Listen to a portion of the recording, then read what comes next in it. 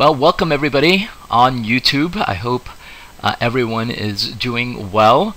This is the lecture for Monday, January the 26th. While I'm off doing some politics in the state capitol, I have provided for you the class activities that we would have done if I was in fact there. So, interesting for me to note that what we would have covered in class, I would have not done this using PowerPoint, but we would have done it together interactively as a class. So we lose that dimension, but I think we can still capture it here. So the topics that we're going to cover, and we're going to look at these topics one at a time, are what is politics, and then we're going to transition and look at the criteria to free and fair elections. So let's go ahead and get started.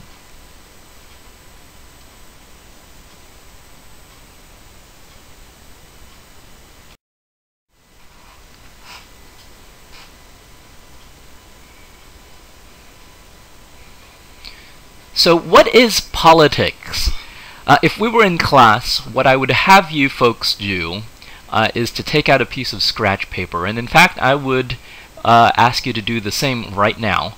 So take out a piece of paper and answer the question that I have here on the PowerPoint for you. What comes to mind when you think of the word politics?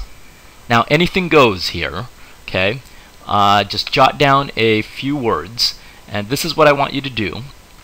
Go ahead and pause this video at this time. Take a minute here to write down 4 or 5 words on that piece of scratch paper that comes to mind when I say the word politics. And again, anything goes. So why don't you go ahead and do that now, and when you're done, play this video and we'll see what you came up with.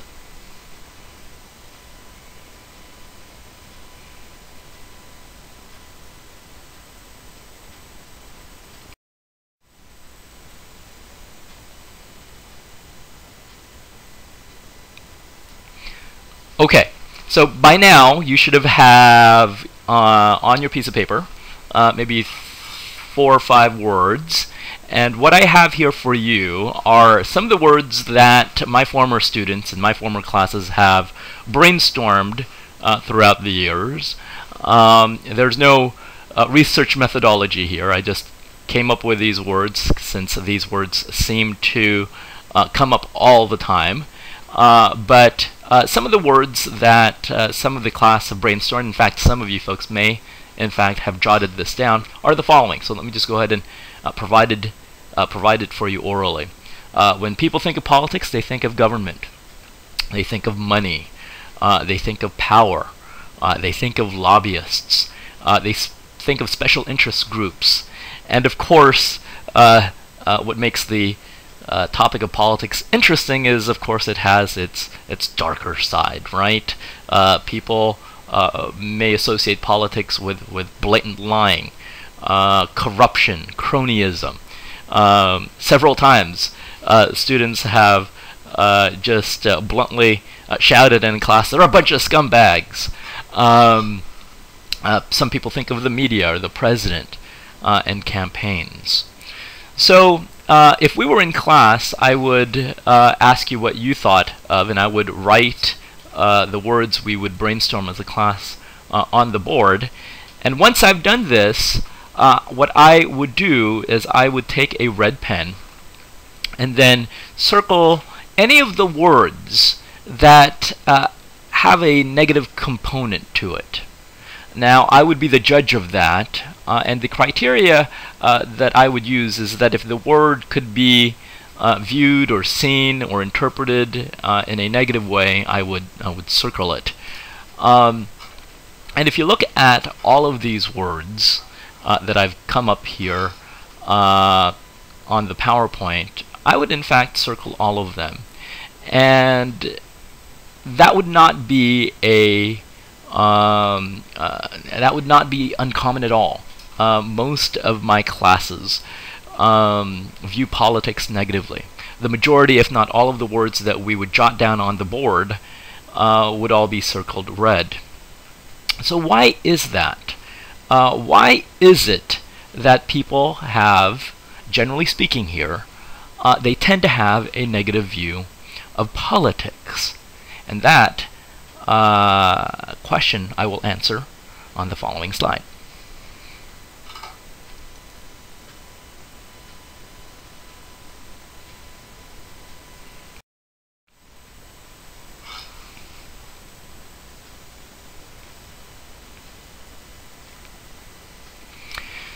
So, as I posed to you in the previous slide, why do people view politics negatively? And that's really normal. Most people, generally speaking, tend to be turned off with politics.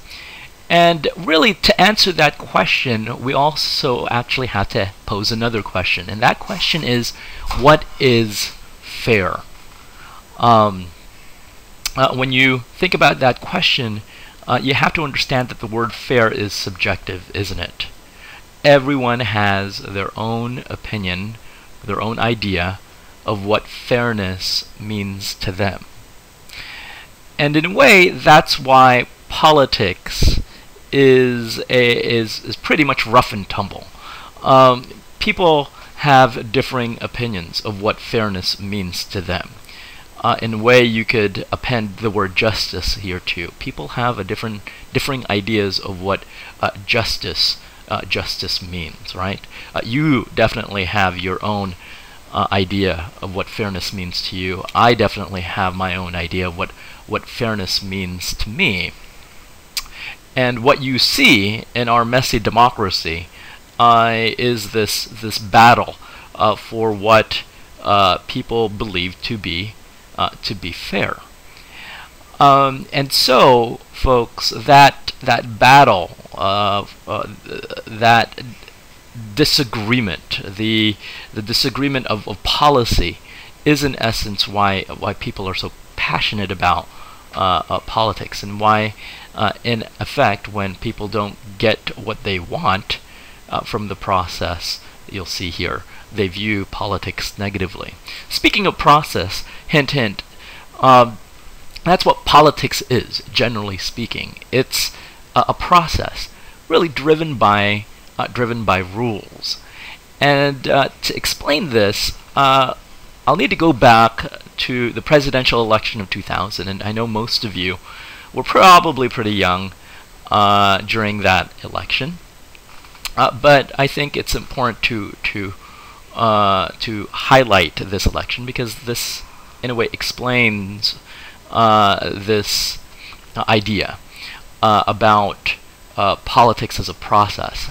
If you recall, back during the presidential election of 2000, two candidates ran. The Democratic candidate, the Democratic nominee, was Vice President Al Gore. He was Clinton's vice president. And the Republicans selected George W. Bush, as we know, former governor of Texas, as their nominee. The election was very controversial here, because if you look at the result, and we know who won, President Bush actually won. But Democrats did not agree, and argued that Al Gore, their candidate, should have won. Now, I'm not going to explain the inner functionings and the workings of the Electoral College at this point of the class. I will come back to that in Unit 3. But I want you to understand that there is a process written in the Constitution under Article 2 that describes the process in which we elect the President of the United States. And of course, that process is the Electoral College. Now, President Bush won because he won the most electors. Take a look at the picture.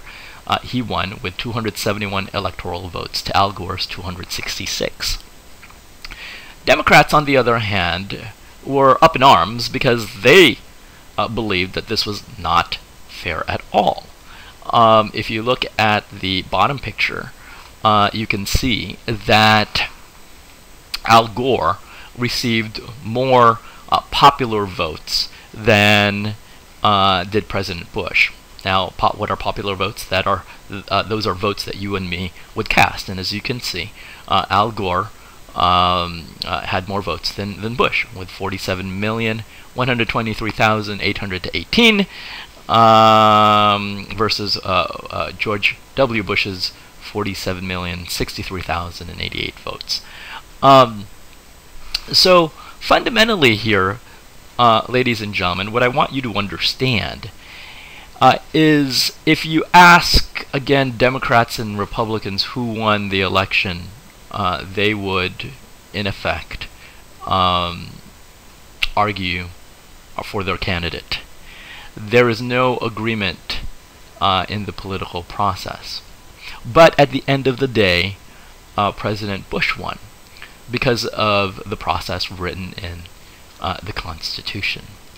So if you ask Republicans who won, of course, they're going to say George W. Bush. And if I were to ask you, did the process work for them, or did the political process work for them?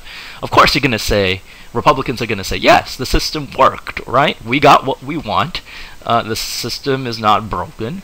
The system advantaged us.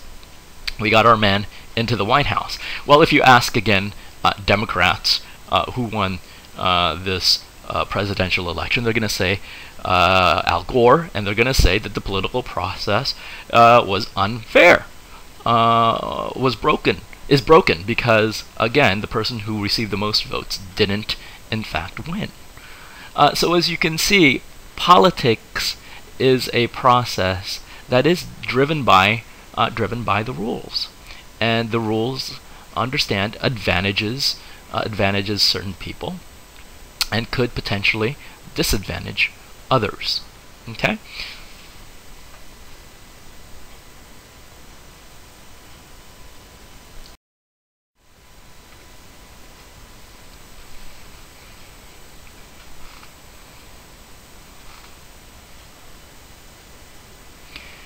So let me elaborate, again, this concept just a little bit more for you. For the purposes of the class, now that you have an idea that, in essence, politics is a process, the best way to understand politics objectively is to climb up our ivory tower. Okay? I want all of us, really, when I return, until the end of the semester, I want us to study politics from up here in our own ivory towers. If you could just imagine us climbing up the tower, looking down at politics and studying politics that way. The reason why is that this gives us the ability to study politics objectively. Why? Because if we study politics at the ground level, in a way we're already biased, right? Because we already have an idea of what politics should do, what government should do, what government should or should not do. Right? We have already this preconceived notion of what politics should do for us. And in a way, if we examine it from that biased lens, then we're not really going to understand the political process in an objective way. So, as I said, from now, I want you to put yourselves in that, or on top of, that ivory tower, and examine politics up in the sky, right? And when you do this, you will understand, or hopefully are now beginning to see, that the political process is malleable, changes, is driven by our democratic process. And so we'll cover that later on, of course, in the class, but fundamentally you should ask yourself the question, really, does the political process, again, work for you? We covered this the last class. If it does, right, then you're going to view the political process as fair. Nothing needs to change. You get a piece of the pie. If, however, the political process does not work for you, right, you don't get the piece of the pie, then you're going to argue that change here is needed. Okay? I think I'll bring up this point now.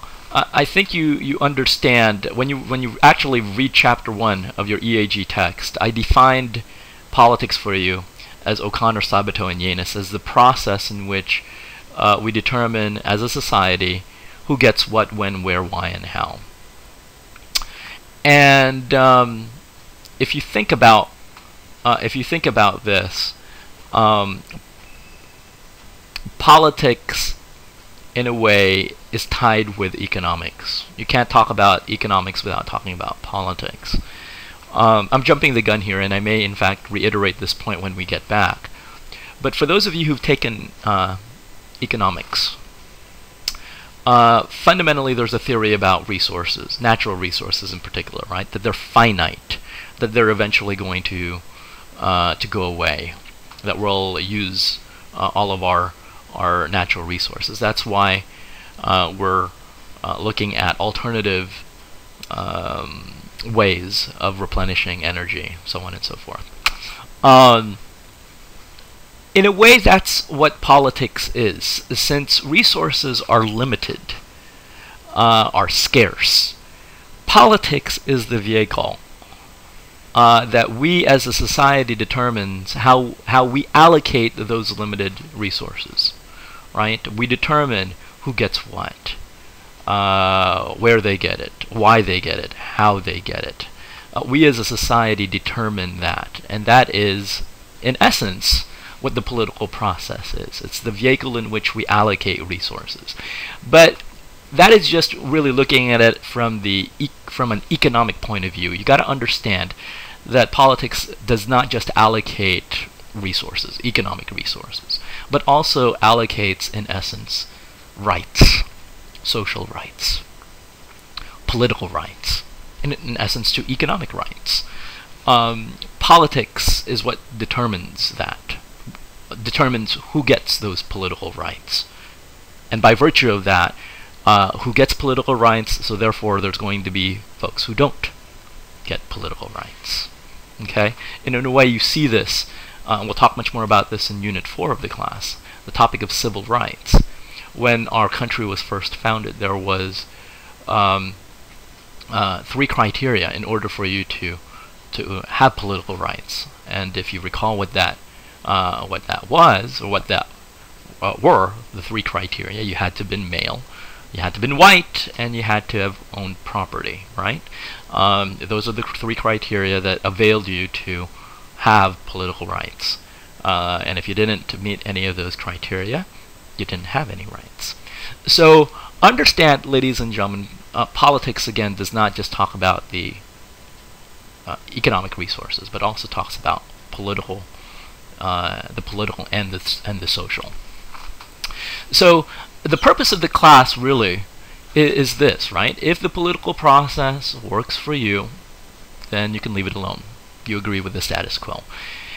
If you believe that the political process does not work for you, you don't get the piece of the pie, not even the crust, then hopefully throughout this course I will give you the tools and again the knowledge necessary to change the political process so it will work to your favor. In essence, that is what this class is all about.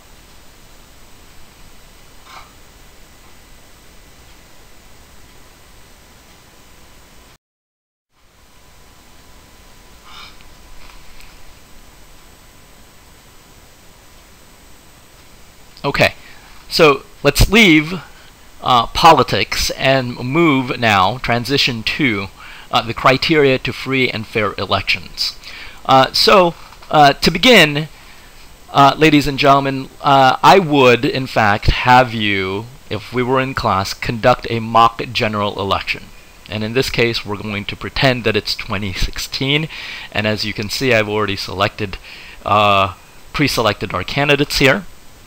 If I were in the classroom right now, I would pull out 2 colors, 2 pens, 2 markers, the colors of blue and red, and tell you that in politics these 2 colors are very important. And please understand, they don't stand for Bloods and Crips. They, of course, stand for the Democratic Party, which is typically associated with the color blue, and the Republicans that are associated with the color red. Same thing with ideologies. Democrats tend to be liberals. Conservatives tend to be Republicans tend to be conservatives. So I would then write these two tickets down on the board. I think it's pretty obvious here that Hillary Clinton, although not officially running yet, will probably run and will probably, in all likelihood, win the Democratic primaries, barring any serious challenge, which I doubt, but we'll see anyway. But this is all theoretical. Let's just say, hypothetically, that Clinton wins the nomination and she chooses Vice President Biden to be her running mate, and Joe doesn't mind that. Let's say that Jeb Bush wins the Republican nomination. He becomes the nominee, and he selects Marco Rubio as his vice presidential candidate. If you don't know Marco Rubio, he's the junior senator from Florida. He's a Cuban American, aligned with the Tea Party, but very open to immigration. I think he would be a smart move for the Republicans, considering the fact that they're trying to appeal more to minorities, particularly Hispanics.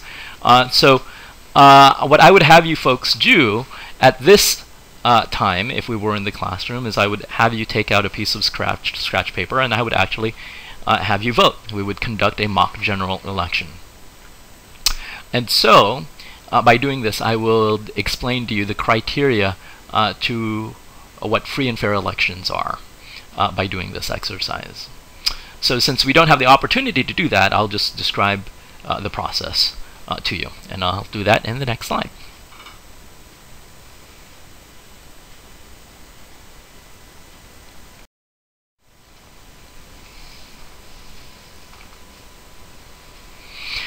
Okay, so if you were in class, I would have you folks jot down who you wanted to vote for on that piece of scratch paper. I would tell you not to put your name on that scratch paper. Why? Because our ballot is to remain secret, right? If we're going to pretend that this was an actual ballot, we don't put our names there. Why? Because not just our ballots are secret, but there's a reason. Our ballot is to remain secret because we don't want to be intimidated.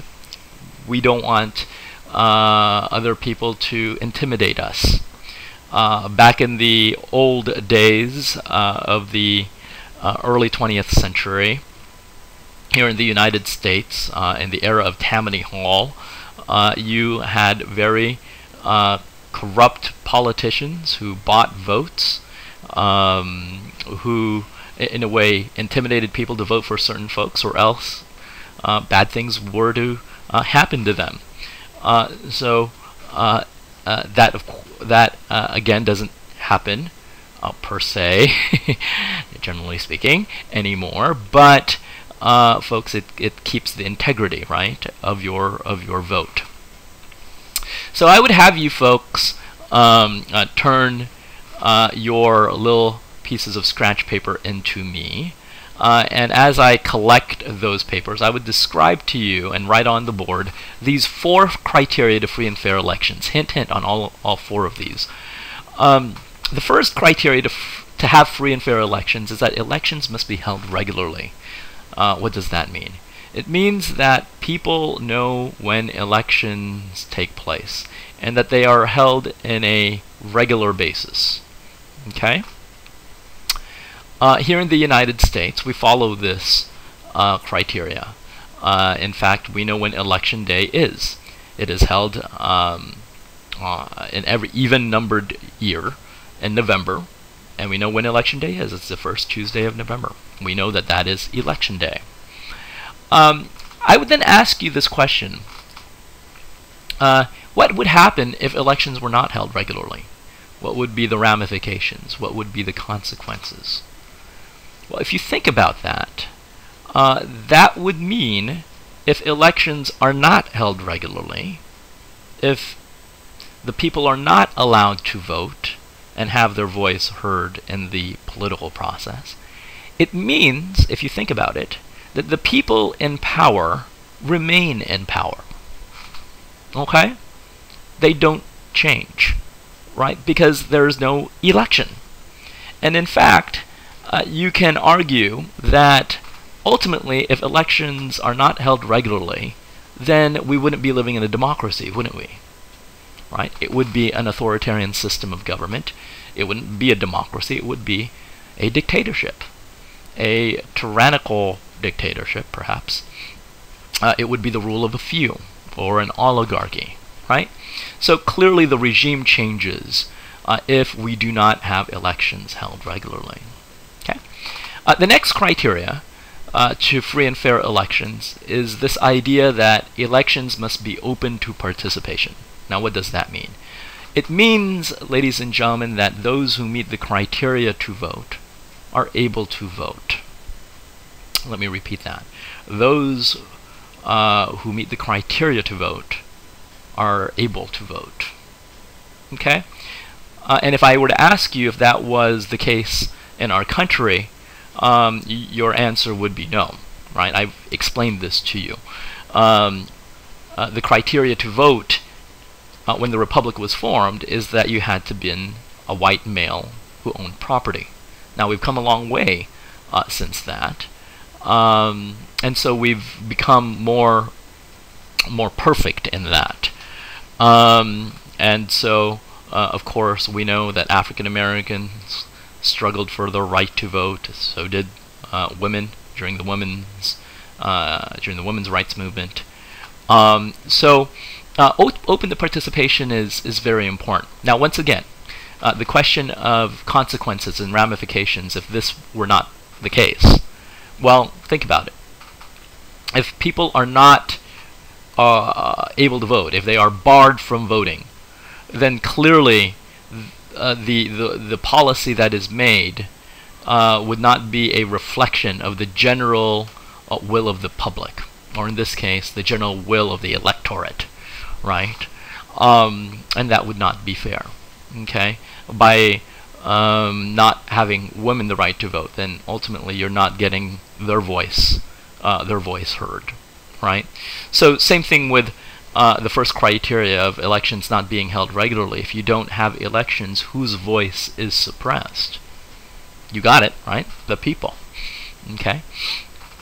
So in order for elections to be free and fair, they must be held regularly, they must be open to participation, and here's the third criteria: they must be competitive. What do I mean by competitive? Those folks who meet the eligibility or the criteria to vote, to run for a political office are allowed to run. Okay? Elections must be competitive. Okay, and if you think about it, in certain countries, they're not. In certain countries who proclaim themselves a democracy are not really a democracy. It's just a facade, right? They would, in a way, create an appearance of an election when in fact we know that that election is rigged, right? It's not really competitive. Why? Because we know that the same person always gets elected, or the same political party remains in power. There's no competitiveness there. And once again, if it's not competitive, what's the ramifications? Clearly, once again, it's not a democracy, right? Okay. And last but not least, ladies and gentlemen, and I guess the PowerPoint cut off the word there. Transparent, of course, is one word. Elections must be verifiable and transparent. And what I would do if I were in the classroom is I would then count the ballots in front of me, all of your ballots that you would have turned into me. And again, as a caveat, let me just say that since we are having a mock election, a theoretical mock election, those of you who didn't want to participate didn't have to participate as well. Okay, so you would have had that option. So I would then take a good amount of time, and this would have been a little bit of a challenge at the forum class, the classroom, since there's 170 of you. I may in fact have had several volunteers help me. But I would, in essence, take all of the ballots and basically open the ballots and have one of you tabulate for me. So I would open the ballot, I would read out who people voted for, which, by the way, did not have to be any of those 2 tickets, right? In an election, you didn't necessarily have to vote for the Clinton-Biden ticket or the Bush-Rubio ticket, right? There is a line on the ballot where you could write anyone in. So it's really interesting, some of the results I would get from you, in fact, of who people would vote for. And so most people, again, would vote for either the 2 tickets, but a few of you would vote for Chuck Norris. A few of you would vote for Jesus Christ. Yeah, I had a few folks vote for the Savior, and some random folks. I had Tupac. I had Morgan Freeman. Usually, it's just your imagination. Students would turn in. So we would tabulate this, and as I would open each ballot, I would be very explicit. In fact, I would be running around the room showing each and every one of you, or at least I would try, to show you that the ballot indicated the name I was saying, right? So if you guys voted for one of the ballots said Clinton, I would open it up and I would run around the classroom showing everyone that on the ballot it actually said Clinton. And of course, that I would be doing that in order for you to see, right, that I was not rigging the election, right, fudging with the election, okay, that I wasn't doing any David Copperfield with the ballots, right, showing you that I was counting accurately, counting fairly. And of course, not only would you have to trust me in that process, but the person who's also tabulating the votes, right? And of course, I would then ask that student who's tabulating, the person sitting around that student, to also check whether or not that student is tabulating that accurately, right? That, in a way, provides for checks and balances in the voting process. But ultimately, it is confirming, hopefully showing you, illustrating to you that the process is verifiable and transparent.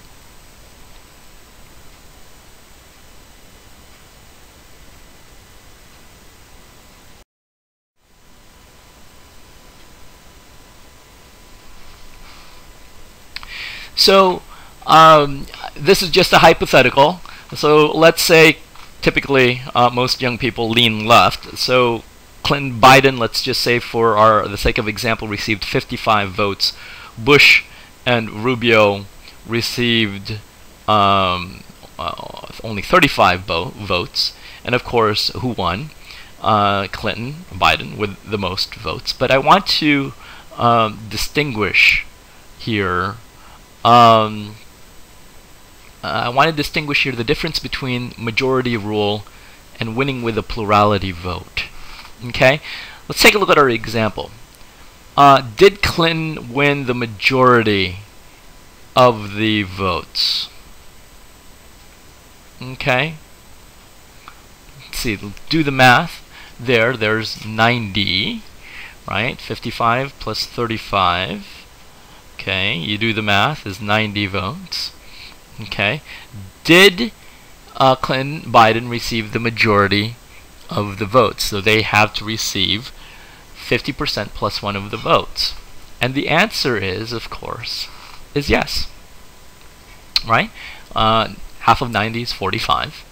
Okay, and plus one would have been 46, and they received more than that. So Clinton Biden receives the majority of the vote. But what happens here, ladies and gentlemen, if Clinton Biden didn't receive the majority of the vote, but did receive the most votes? I should posted this on the PowerPoint, but let me give you an example. Let's say candidates A, B, and C are running. Candidate A receives 40% of the vote. Candidates B and C gets 30% of the vote respectively. Who won? Sure, candidate A with 40% of the vote. But did candidate A win with the majority of the vote? And of course the answer is no. And when that happens, we say that candidate A did not win with the majority, but rather with a plurality of the vote, or 50% plus 1. So, with that being said, I will conclude it here, but let me just go ahead and review with you the criteria to free and fair elections, because it's very important. In order for elections to be free and fair, they have to be held regularly, they have to be open to participation, they have to be competitive, and they have to be verifiable and transparent. Now, ladies and gentlemen, this is an important point. If any of those criteria were to be left in doubt, clearly the elections would not be free and fair. People would not view the election legitimately. And ultimately, for a democracy to work, it takes elections. Okay? And elections have to remain, once again, free and fair. You'll find out that the United Nations, particularly in fledgling democratic countries, that is their job, to assure that elections remain free and fair. So the people who are in power represents the people legitimately. And in essence, that's where we're going. And so with that being said, have a great one. We'll see you guys on Wednesday. Hope you learned a little bit of something, even though I was absent. And we'll pick up the very first lecture, Roots of American Government and Politics. I'm providing for you the very first lecture on PowerPoint. It's in modules. Make sure you print it out, bring it to class, and we'll see you folks on Wednesday. Have a great one.